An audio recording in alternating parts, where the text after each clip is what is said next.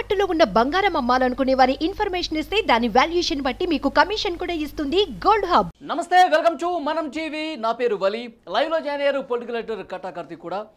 ఇప్పుడు సజ్జల రామకృష్ణారెడ్డి పేరు బలంగా వినిపిస్తోంది ఆంధ్రప్రదేశ్లో. ఎందుకంటే పోలింగ్ జరిగిన తర్వాత కూడా చాలా సందర్భాల్లో ప్రెస్ మీట్లు పెట్టి మాట్లాడిన సజ్జల రామకృష్ణారెడ్డి ఫలితాలు వచ్చిన తర్వాత అసలు కనపడకుండా పోయారు. ఇప్పుడు ఓడిపోయిన ఎమ్మెల్యేలందరూ కూడా, మంత్రులందరూ కూడా సజ్జల రామకృష్ణారెడ్డి పేరే కనిపిస్తోంది. ఎందుకంటే వాళ్ళ ఇంటర్నల్గా వాళ్ళ పార్టీకి సంబంధించిన మీటింగ్స్లో మనం ఓడిపోవటానికి సజ్జల రామకృష్ణారెడ్డే కారణం, సజ్జల రామకృష్ణారెడ్డి ఒంటెత్తు పోగడం వల్లే పార్టీకి ఇలాంటి పరిస్థితి వచ్చింది, సజ్జల రామకృష్ణారెడ్డి ఇచ్చిన చచ్చు సలహాల వల్లే పార్టీకి ఈ పరిస్థితి దాపురిచిందంటూ కామెంట్ చేస్తున్నటువంటి పరిస్థితి కనిపిస్తుంది. పూర్తిగా పార్టీ క్యాడర్ మొత్తం ఆయనకి వ్యతిరేకంగా మారిపోయిన పరిస్థితి కనిపిస్తుంది. మనకు అందుతున్న సమాచారం ప్రకారం వైఎస్ జగన్మోహన్ రెడ్డి ఫోన్ చేశారు సజ్జల రామకృష్ణారెడ్డికి, ఆయన లిఫ్ట్ చేయలేదు. సజ్జల భార్గవరెడ్డికి కూడా ఫోన్ చేశారు, ఆయన కూడా రెస్పాండ్ కాని పరిస్థితి కనిపిస్తుంది. పూర్తిగా అసలు బయటికి రావట్లేదు, ఫోన్లు రెస్పాండ్ కావట్లేదు. ఇప్పుడు సజ్జల రామకృష్ణారెడ్డి, సజ్జల భార్గవరెడ్డి తండ్రి కొడుకులు ఏమైపోయారు, ఎక్కడికి వెళ్ళిపోయారు, ఎందుకు మీడియా ముందు ఒకదంపుడు ఉపన్యాసాలు ఇచ్చేటటువంటి సజ్జల రామకృష్ణారెడ్డి ఆయనకు ఎందుకు ఇప్పుడు బయటికి రావట్లేదు, ఏంటి కారణం అని చెప్పి పెద్ద ఎత్తున చర్చ జరుగుతున్నటువంటి పరిస్థితి కనిపిస్తుంది. తీవ్ర ఆగ్రహం వైఎస్ జగన్మోహన్ రెడ్డి వ్యక్తపరిచినట్లుగా కూడా మనకు సమాచారం వస్తుంది. సో దీని మీద కొంత మనం అనాలిసిస్ చేసే ప్రయత్నం చేద్దాం. కార్తీక్, సజ్జల రామకృష్ణారెడ్డి వ్యవహారం అంటే గతంలో ఆయన ప్రభుత్వ సలహాదారుగా ఉన్నప్పుడు ఏ రకమైనటువంటి వ్యవహారం నడిపించారు మనం చూసాం. ఇప్పుడు పూర్తిగా ఫలితాలు వ్యతిరేకంగా వచ్చేసరికి ఆయన ఎక్కడా కనిపించకుండా పోయారు. పార్టీ క్యాడర్ మొత్తం కూడా ఆయన్నే కార్నర్ చేస్తూ దుమ్మెత్తిపోస్తున్న పరిస్థితి కనిపిస్తోంది. ఎట్లా చూడాలి ఈ పరిణామాన్ని వైఎస్ఆర్ కాంగ్రెస్ పార్టీలో? వైసీపీ ఘోరంగా ఓడిపోయింది. 2019లో 151 సీట్లు, 22 పార్లమెంటు సీట్లతోటి బ్రహ్మాండమైనటువంటి ఘన విజయాన్ని సాధించినటువంటి వైఎస్ఆర్సీపీ పార్టీ ఈ ఎన్నికల్లో మాత్రం ఘోర పరాజయాన్ని, పరాజయం అనే పదం కూడా చాలా తక్కువ అనుకుంటా, కేవలం 11 సీట్లకే పరిమితమైనటువంటి పరిస్థితి, 4 పార్లమెంటు స్థానాలకే పరిమితమైన పరిస్థితి. వైసీపీ కళలో కూడా ఊహించి ఉండదు ఈ పరిస్థితి వస్తుంది అంటుంది. ఆ పార్టీ పెట్టేప్పుడు 2014 67 అసెంబ్లీ స్థానాలు వస్తే, 2019లో 151 స్థానాలు వస్తే, మధ్యలో 5 ఎగిరిపోయి 11 అసెంబ్లీ స్థానాలు మిగిలిపోయిన పరిస్థితి ఉంది. అంటే అపోజిషన్ లీడర్గా కూడా జగన్మోహన్ రెడ్డి పనికి రానంత తీర్పు ఆంధ్రప్రదేశ్ ప్రజలు ఇచ్చారు. ఇప్పుడు ఈ తీర్పుకి ఎవరిని బాధ్యులు చేయాలి? సహజంగా అయితే జగన్మోహన్ రెడ్డిని బాధ్యులు చేయాలి. అంటే ఇష్యూ సైడ్ ట్రాక్ చేయాలంటే ఏం చేయాలి? ఎవరినొక్కరిని బలిపశుం చేయాలి. దానికి సజ్జల రామకృష్ణారెడ్డి బలిపశుం చేస్తున్నారని ఒక అనుమానం కలుగుతూ ఉంది. ఎందుకంటే వైసీపీ మాజీ ఎమ్మెల్యే జక్కంపూడి రాజా ప్రెస్ మీట్ నుంచి స్టార్ట్ అయింది వైసీపీ రాజకీయ ప్రస్థానం. తర్వాత ఈ కేతిరెడ్డి స్పందించాడు, తర్వాత ఇవాళ పాండ్య మాజీ ఎమ్మెల్యే స్పందించడం జరిగింది. సో అనేక మంది స్పందిస్తున్నారు. ఈ స్పందిస్తూ ఏం చెప్తున్నారు వాళ్ళు? సజ్జల రామకృష్ణారెడ్డి యొక్క తప్పుడు నిర్ణయాల ఫలితంగానే పార్టీ నాశనం అయిపోయింది, ముఖ్యమంత్రి అందుబాటులో లేకపోవడం వల్ల ముఖ్యమంత్రితో ప్రతి విషయాన్ని సంప్రదించే అవకాశం లేకుండా మధ్యలో సజ్జల అడ్డుగోడగా ఉండటం వల్లనే పార్టీ నాశనం అయిపోయింది, ఆయన తప్పుడు సలహాల వల్లే, ఆయన తప్పుడు చర్యల వల్లే, ఆయన తప్పుడు నిర్ణయాల వల్లే ఇలా మాట్లాడుకుంటూ పోతూ ఉన్నారు. కానీ నేను ఒక విషయం క్లారిటీగా అడగదలుచుకున్నా. నిజానికి సజ్జల రామకృష్ణారెడ్డి లేదా ఆయన కొడుకు మాత్రమే బలిపశువులు అయితే, వాళ్ళే పార్టీ నష్టానికో లేదా ఓటమికో కారణం అయితే, జగన్మోహన్ రెడ్డి ఎవరు? జగన్మోహన్ రెడ్డి అప్పుడు సజ్జల రామకృష్ణారెడ్డి పార్టీకి చేటు చేస్తున్నాడు అన్న విషయాన్ని జగన్మోహన్ రెడ్డి గమనించలేకపోయాడా? అంటే ఆయన పార్టీ ప్రెసిడెంట్గా, ముఖ్యమంత్రిగా పనికిరాని వ్యక్తిగా జగన్మోహన్ రెడ్డి ఉన్నాడా? పార్టీని, ప్రభుత్వాన్ని సజ్జల రామకృష్ణారెడ్డి నడిపించాడా? అంటే జగన్మోహన్ రెడ్డి చేతిలో పార్టీ ప్రభుత్వం ఏమీ లేదా? మొత్తం సజ్జలే ముఖ్యమంత్రిగా ఉన్నాడా? సజ్జలే పార్టీ ప్రెసిడెంట్గా ఉన్నాడా? సజ్జలే మొత్తం నిర్ణయాలు తీసుకున్నాడా? అంటే జగన్మోహన్ రెడ్డి గారి పాత్ర లేదా భారతీ గారి పాత్ర ఏమీ లేదా? ఇదంతా కూడా భారతీ గారిను, జగన్మోహన్ రెడ్డి గారిను సేవ్ చేయడం కోసం, వాళ్ళకేమీ తెలియదు మొత్తం సజ్జలే చేశారని చెప్పడం కోసం చేస్తున్నటువంటి ఎత్తుగడ. నిజమే, ఆ రోజుకి సజ్జల రామకృష్ణారెడ్డి ప్రెస్ మీట్ పెట్టట్లేదు, ఆ రోజుకి సజ్జల రామకృష్ణారెడ్డి గారి అబ్బాయి అలా అందుబాటులో లేడు, వాళ్ళు ఎక్కడున్నారో తెలియదు, ఫోన్ చేస్తే స్విచ్ ఆఫ్లో చేసే పరిస్థితి ఉంది. కానీ వాళ్ళు ఎక్కడున్నారో నాకు తెలిసి జగన్మోహన్ రెడ్డి గారికి మాత్రం తెలుసు అని నేను అనుకుంటున్నాను. ఎందుకంటే నేను ఒక విషయాన్ని క్లారిటీగా స్ట్రైట్గా అడగదలుచుకున్నాను.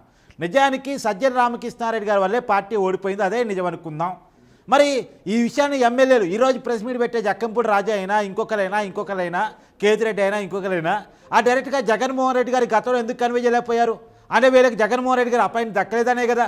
జగన్మోహన్ రెడ్డి గారితో ఎమ్మెల్యేలు, మంత్రులు, ఎమ్మెల్సీలు, సామాన్య ప్రజలు పక్కన పెట్టండి, వైఎస్ఆర్సీపీ నుంచి గెలిచినటువంటి ఎమ్మెల్యేలు, ఎంపీఎల్సీలు, మంత్రులకే అవకాశం లేదు, మాట్లాడే అవకాశం లేదు.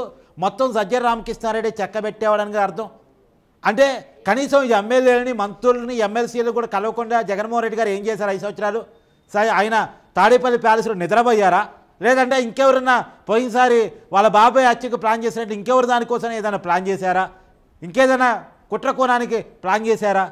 అంటే ఏమి అనుకోవాలి, ఎలా అనుకోవాలి? అంటే ప్రతి 3 నెలలకు ఒకసారి 6 నెలలకు ఒకసారి గడప గడపకు కార్యక్రమానికి సంబంధించి రివ్యూ మీటింగ్లు కూడా పెట్టారు కదా కార్తీక్. ఆ రివ్యూ మీటింగ్స్లో వాస్తవ పరిస్థితులు ఈ విధంగా ఉన్నాయి, మేము ప్రజల్లోకి వెళ్ళినప్పుడు ఇలాంటి స్పందన వస్తుంది, రివ్యూలు చేశారు కదా. ఎవరైతే సరిగా పనిచేయట్లేదు, ఎవరైతే ఈ కార్యక్రమంలో పార్టిసిపేట్ చేయట్లేదో సో వాళ్ళని కూడా వారించిన పరిస్థితి, హెచ్చరించిన పరిస్థితి కూడా ఉంది కదా. దీన్ని ఎట్లా అర్థం చేసుకోవాలి? ఎస్, నిజమే అనుకుందాం. ఆ విషయానికి మీరు చెప్పిన వ్యాలిడ్ పాయింట్. వాస్తవానికి గత 3 నెలలకు ఒకసారి రివ్యూ మీటింగ్స్ పెట్టారు, కనీసం 6 నెలలకు ఒకసారి ఒక మీటింగ్ పెట్టాడు. గడప గడప ప్రోగ్రామ్ ఎలా ఉందో రివ్యూ చేసే ప్రయత్నిస్తారు. ఆ రివ్యూలో కూడా వన్ సైడ్ కదా, జగన్మోహన్ రెడ్డి గారు మాట్లాడతారు, ఎమ్మెల్యేలు వింటారు. ఎమ్మెల్యేల నుంచి అభిప్రాయం తీసుకునే అవకాశం ఏమైనా ఉందా? ఎమ్మెల్యేలు ఎవరెవరు గడప గడప ఓట్లేదు సత్యరామకృష్ణారెడ్డి గారు ఒక రిపోర్ట్ తయారు చేస్తారు, రిపోర్ట్ మీద మాత్రం రివ్యూ చేస్తారు. కానీ జగన్మోహన్ రెడ్డి గారు ఆదేశాలు తప్ప, జగన్మోహన్ రెడ్డి గారు మాట్లాడడం తప్ప ఎమ్మెల్యేలకు మాట్లాడే అవకాశం ఉంటే, ఎమ్మెల్యేలు కలిసే అవకాశం ఉంటే, ఎమ్మెల్యేలకు తమ భావాలని మనోభావాలని షేర్ చేసుకునే అవకాశం ఉంటే ఇలా ఉండేది కదా పరిస్థితి. అంటే ఆ పార్టీ అన్డెమోక్రటిక్గా నడిచింది, ప్రజాస్వామ్యం లేకుండా నడిచింది, ఒక నియంత పరిపాలన 5 సంవత్సరాల కాలంలో జరిగింది. విషయం ఒక ఎమ్మెల్యే ఆఫ్ ది రికార్డ్ మాట్లాడింది. ఆఫ్ ది రికార్డ్ ఏంది చాలా మంది బహిరంగంగా ఇప్పుడు చెప్తూ ఉన్నారు. అసలు ఆంధ్రప్రదేశ్లో వైసీపీ ప్రభుత్వంలో ఉన్నది ఇద్దరు. వైఎస్ జగన్మోహన్ రెడ్డి గారు బటన్ నొక్కుతారు, ఇక్కడ ఇంప్లిమెంట్ చేసేది వాలంటీర్లు. ఇప్పుడు రాజకీయ నాయకులు, ప్రజాప్రతినిధులకి, ఎమ్మెల్యేలకి, మంత్రులకి అసలు పూర్తిగా అధికారాలు లేకుండా పోయాయి. అక్కడ జగన్మోహన్ రెడ్డి బటన్ నొక్కుతారు, ఇక్కడ వాలంటీర్లు పంచుతారు. మిగతా వ్యవస్థ మొత్తం నిర్వీర్యం అయిపోయింది. అందుకే ఇలాంటి ఫలితాలు వచ్చాయంటున్నారు. ఏమంటారు? ఎస్, సర్పంచ్ వ్యవస్థ నుంచి మొదలుకొని ఎంపీటీసీ, జెడ్పీటీసీ, ఎమ్మెల్యే, ఎంపీ, మంత్రి వీరందరికీ ఏ రకమైనటువంటి ప్రాధాన్యత లేదు. అది ప్రభుత్వంలో లేదు, ఇది పార్టీలోనూ లేదు. పార్టీలో కూడా అన్ని వ్యవహారాల మీద జగన్మోహన్ రెడ్డి కోటరీగా ఉన్నటువంటి సజ్జల రామకృష్ణారెడ్డి గారు ప్రెస్ మీట్ పెడతారు. కానీ నేను చెప్తా ఉన్నాను, ఇవాళ సజ్జల రామకృష్ణారెడ్డి గారిని బదనం చేస్తున్నారేమో కానీ, సజ్జల రామకృష్ణారెడ్డి గారిని కారణాలు చేస్తున్నారేమో కానీ, మొత్తం అంతిమంగా ఖచ్చితంగా ఈ ఓటమికి బాధ్యత వహించాల్సింది జగన్మోహన్ రెడ్డి గారే. జగన్మోహన్ రెడ్డి గారు ఆదేశాల మేరకే సజ్జల రామకృష్ణారెడ్డి గారు ప్రెస్ మీట్ పెడతారు. జీవీడీ గారు రాసిచ్చిన స్క్రిప్టే జగన్మోహన్ రెడ్డి గారైనా సజ్జల రామకృష్ణారెడ్డి గారైనా చెప్తారు. దాని మీద జగన్ గారి సంతకం ఉన్న తర్వాత మాత్రమే సజ్జల రామకృష్ణారెడ్డి గారు మాట్లాడతారు. నిజంగా సజ్జల రామకృష్ణారెడ్డి గారు జగన్మోహన్ రెడ్డిని మించి ప్రెస్ మీట్ పెడితే, జగన్మోహన్ రెడ్డి గారు తెలియకుండా నిర్ణయాలు తీసుకుంటే ఖచ్చితంగా ఆయన ఎప్పుడో సీఎం సలహాదారిగా లేదా పార్టీ జనరల్ సెక్రటరీగా పోస్ట్ పీకేసి ఉండేవాళ్ళు. ఆ జగన్మోహన్ రెడ్డి గారి సొంత పార్టీ కదా, చెల్లినే పక్కన పెట్టిన వాళ్ళు, తల్లినే వదిలేసిన వాళ్ళు కేవలం ఒక సలహాదారుని పట్టుకొని పీకేరు అని చెప్పేసి అనుకోలేం కదా, ఖచ్చితంగా పీకేసి ఉండేవాళ్ళు. ఇది జగన్మోహన్ రెడ్డి గారి వైఫల్యం. జగన్మోహన్ రెడ్డి గారు తన పరిపాలన కారణంగా, తన నియంతృత్వం కారణంగా, తన అన్డెమోక్రటిక్ నిర్ణయాల ఫలితంగా, కేవలం ఒక నిరంకుశవాదిగా చేసినటువంటి నిర్ణయాల ఫలితంగానే జరిగినటువంటిది. ఇది కేవలం జగన్మోహన్ రెడ్డి గారి వైఫల్యం తప్ప వేరొకరిది కాదు.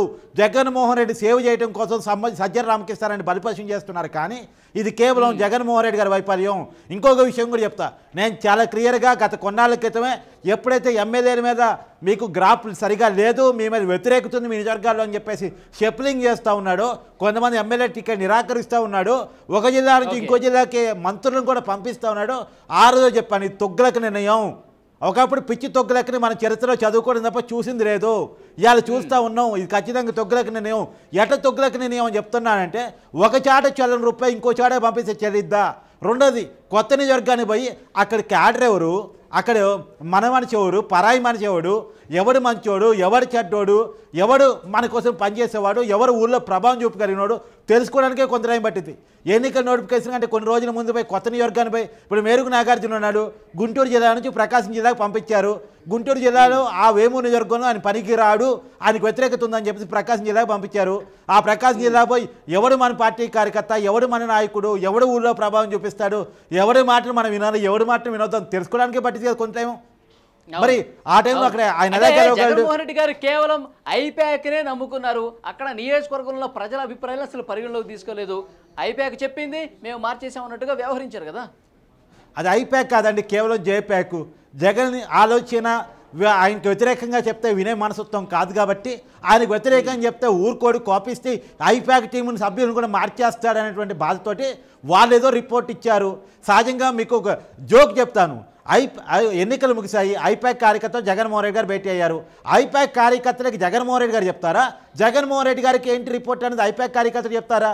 మరేంది పార్టీ కార్యకర్తలు జగన్మోహన్ రెడ్డి గారికి చెప్పినట్టు జగన్మోహన్ రెడ్డి గారు ఉపన్యాసం ఇస్తే ఆ జగన్ రెడ్డి గారి ఉపన్యాసాన్ని 1 మినిట్ కట్ చేసి బయటకు వదలటం ఏంటి అంటే కామెడీగా మీకు అనిపించట్లేదా? సహజంగా ఎట్ట ఎన్నికలు జరిగాయి, ఎక్కడెక్కడ గెలవగలుగుతున్నాము, ఏ అభ్యర్థులు గెలవగలుగుతున్నారో ఐపాక్ సభ్యులు జగన్మోహన్ రెడ్డికి రిపోర్ట్ ఇవ్వాలి. అంతేగా జరగాల్సింది. కానీ దానికి భిన్నంగా జగన్మోహన్ రెడ్డి ఉపన్యాసం ఇస్తూ ఐపాక్ కార్యకర్తలు వినటం, నినాదాలు చేయటం, అదే పార్టీ మీటింగా, ఒక స్ట్రాటజీ మీటింగేగా జరిగింది. ఆ స్ట్రాటజీ మీటింగ్లో జగన్మోహన్ రెడ్డి కాదుగా ప్రసంగించాల్సింది, ఐపాక్ కార్యకర్తలుగా మాట్లాడాల్సింది. అంతేనే ఆ పార్టీలో పరిస్థితి ఏ రకంగా ఉంది, అంతా జగన్మోహన్ రెడ్డి చుట్టూ తిరిగింది. మొత్తం ఓటమికి జగన్మోహన్ రెడ్డి బాధ్యుడు. వైసీపీ అధ్యక్ష పదవికి జగన్మోహన్ రెడ్డి రాజీనామా చేయాల్సిన పరిస్థితి ఏర్పడింది. ఆయన చేతుల్లో ఉంటే పార్టీకి సేపు కాదు, ఆ పార్టీ కింద బతికేటువంటి నాయకులకు సేపు కాదు, ఆ పార్టీ ఎజెండా కింద రాజశేఖర రెడ్డి గారి మీద అభిమానంతో పనిచేసే కార్యకర్తలకు నాయకులకి మంచిది కాదు. ఖచ్చితంగా ఈ మొత్తం ఓటమికి బాధ్యత వహించి జగన్మోహన్ రెడ్డి గారు వైసీపీ అధ్యక్ష పదవికి రాజీనామా చేయాలనేటువంటి డిమాండ్ రాకుండా చేయడం కోసం, ఆ డిమాండ్ లేకుండా చేయడం కోసం, లేదు జగన్మోహన్ రెడ్డి గారి పరిపాలన గురించి ఆ సొంత పార్టీ మాజీ ఎమ్మెల్యేలు ఎవరైనా బ్యాడ్గా మాట్లాడతారని భయంతో ముందే తన అనుకున్న మనుషులతోటి సజ్జల రామకృష్ణారెడ్డి మీదకి మొత్తం నేరాన్ని మోపే ప్రయత్నం చేస్తూ ఉన్నారు. ఆయన కూడా జగన్మోహన్ రెడ్డి గారు రాసిచ్చి స్క్రిప్ట్ ప్రకారం కనపడకుండా పోయి ఫోన్ స్విచ్ ఆఫ్ పెట్టాడు. కానీ బయటకు మాత్రం వదులుతున్నారు. జగన్మోహన్ రెడ్డి సజ్జల రామకృష్ణారెడ్డి సీరియస్గా ఉన్నాడు, ఆయన తిట్టాడు, ఆయన్ని ఫోన్ చేయాలని చూస్తే ఆయన ఫోన్ లిఫ్ట్ చేయట్లేదు, లేదు ఫోన్ స్విచ్ ఆఫ్ పెట్టాడు అని చెప్తా ఉన్నారు. కాదు, జగన్మోహన్ రెడ్డి గారు జరిగిన గురకరాయి జాడి ఎంత నిజమో సజ్జల రామకృష్ణారెడ్డి గారు కనపడటం లేదు, కావాలని పార్టీ వదిలేసిపోయాడు అంతే నిజం. సజ్జల రామకృష్ణారెడ్డి గారిని జగన్మోహన్ రెడ్డి గారు దాసించారు. కేవలం ఆయన మీద అపవాదులు మోపుతా ఉన్నారు. ఆయనే మొత్తం నేరాలకు, మొత్తం మోసాలకు, మొత్తం పార్టీ నష్టపోవడానికి, పార్టీ ఓటమికి కారణం అనేటువంటి విషయాన్ని పార్టీ నాయకుల ద్వారా చెప్పిస్తూ ఉన్నారు. కేవలం జగన్మోహన్ రెడ్డి గారిని, భారతీ గారిని రక్షించడం కోసం, వాళ్ళ మీద విమర్శలు రాకుండా చేయడం కోసం, వాళ్ళని బాధ్యులను చేయకుండా ఉండటం కోసం. మీకు నేను ఒక ఉదాహరణ చెప్తాను. ఇవాళ కాంగ్రెస్ పార్టీ ఓడిపోతే రాహుల్ గాంధీ తన అధ్యక్ష పదవికి రాజీనామా చేశారు పోయినసారి ఎన్నికలప్పుడు. అదే దమ్మున్న నాయకత్వం. సరే ఓడిపోవచ్చు, ఎన్నికలు సహజంగా అన్ని రాజకీయ పార్టీలో ఓటమిలు గెలుపులు ఉంటాయి. ఈ రోజు వరకు పాపం రాహుల్ గాంధీ గెలిచిందే లేదు సరిగా. మొన్నటి కావాలి 2 సార్లు పోటీ చేస్తారు, 2 సార్లు ఎంపీ గెలిచాడు.